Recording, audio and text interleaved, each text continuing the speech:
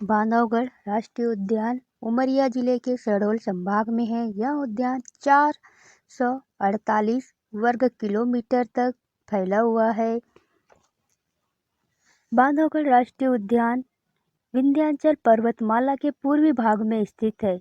ये उद्यान 32 पहाड़ियों से घिरा हुआ एक सुंदर राष्ट्रीय उद्यान है। भारत में बाघों की संख्या के संदर्भ में सर्वाधिक बाघ घनत्व वाला राष्ट्रीय उद्यान है, जिसमें प्रति 8 किलोमीटर के क्षेत्र में एक बाघ पाया जाता है।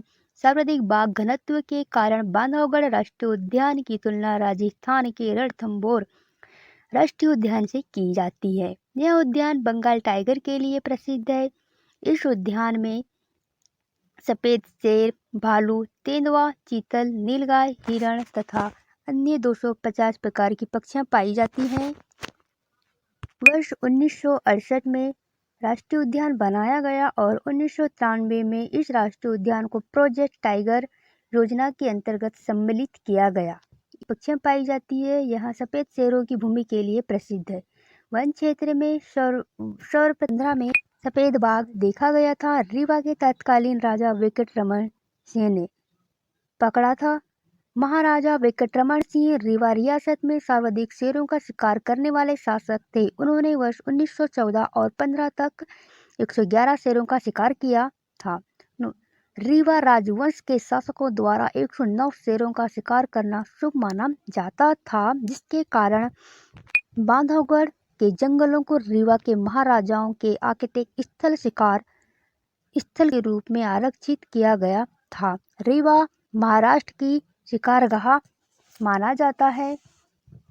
28 मई 1951 में बांधवगढ़ के जंगलों में मईवास के समीप भरथरी वन क्षेत्र रीवा में एक तत्कालीन महाराजा मार्तंड सिंह ने एक सफेद बाघ देखा, जिसका नाम मोहन रखा था।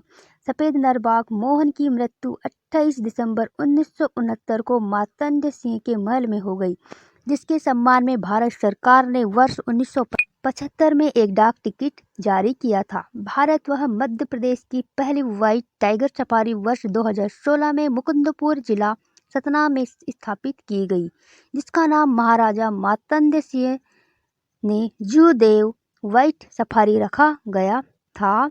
व्हाइट टाइगर सफारी सतना में सर्वप्रथम विंध्या नामक मादा शेर को पुनर्निर्वासित किया गया था।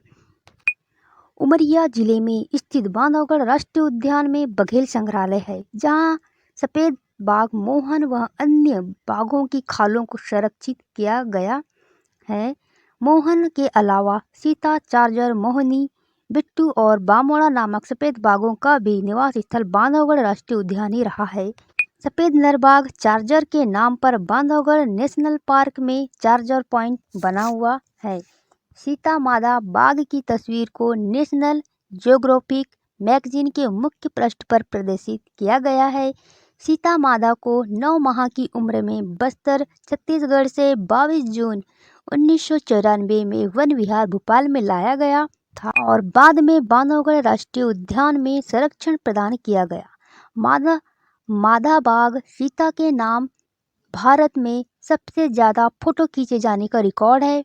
बांधवगढ़ राष्ट्रीय उद्यान में हाथियों के आरक्षित निवास क्षेत्र के लिए और गौर पुनर्वास योजना संचालित की जा रही है। वर्ष 2018 में यहां सुंदर बाघिन को ओडिशा के सतकोशिया टाइगर रिजर्व में पुनर्निर्वासित किया गया है। बांधवगढ़ राष्ट्रीय उद्यान के मध्य से चरणगंगा नदी बहती है। यहाँ उमरवर नदी, अधियारी, झिरिया, तालाब तथा भट्टशिला राष्ट्रीय उद्यान में है। बांधवगढ़ राष्ट्रीय उद्यान में बांधवगढ़ का किला है, 2000 वर्ष पुराना है। इस किले में शेषनाग सैया पर विराजमान भगवान विष्णु की विशाल मूर्ति है, जिसे चट्टानों से काटकर बनाया गया है। चरणगंगा नदी का उद्गम स्रोत भगवान विष्णु के चरणों से ही माना जाता है। 10 अवतार की मूर्ति भी देखी जाती है। बांधवगढ़ क्षेत्र का वर्णन रामायण से मिलता है। बांधवगढ़ राष्ट्रीय उद्यान पर आधारित बांधवगढ़ इन हेरिटेज एंड वाइल्ड नामक पुस्तक के लेखक बिट्टू सहगल हैं। इस पुस्तक का विमोचन 12 12-13 जनवरी 2019 को तत्कालीन केंद्रीय पर्यटन मंत्री अलकाश कन्नमयानम ने भारत भवन पर भोपाल से किया था।